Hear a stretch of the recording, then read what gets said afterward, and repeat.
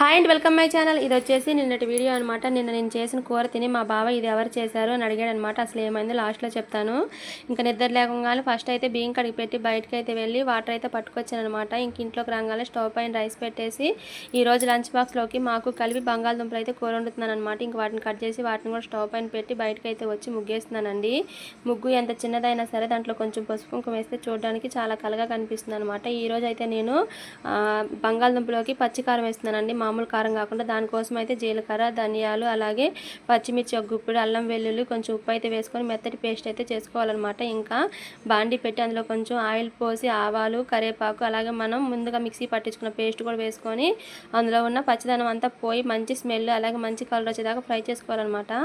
అదంతా బాగా ఫ్రై అయిన తర్వాత దాంట్లో అయితే మనం ముందుగా ఉడికించుకున్న బంగాళదుంపని కొంచెం మెత్తగా చేత్తో నలుపుకొని వేసుకోవాలండి. ఇక్కడ నేనైతే డైరెక్ట్గా బాండీలోనే మెదుపుకున్నాను అనమాట. ఇంకా దాంట్లో కొంచెం కొత్తిమీర వేసుకొని బాగా ఫ్రై చేసుకుంటే టేస్టీ పచ్చికారం బంగాళదుంప అయితే రెడీ అయిపోతుంది అనమాట. ఈరోజు మా బావకి ఈ కూర ఎందుకు నచ్చిందంటే ఈ విధంగా చేశాను కాబట్టి. ఇంతకుముందు సేమ్ ఇలాగే చేసేదానండి. దీంట్లో కొంచెం కారం ఎక్కువ వేస్తేనే టేస్ట్ బాగుంటుంది అనమాట. కానీ మా పిల్లలు తినట్లేదని చెప్పి వేయట్లేదు. ఇక్కడైతే మా వాడికి అయితే నేను టేస్ట్ చూపిస్తున్నాను, ఎలా ఉందో చూడడం, మళ్ళీ ఎక్కువ కూర వేస్తే పడేస్తాం అని చెప్పి చూసి వాడు కూడా బాగుందని చెప్పాడు అనమాట.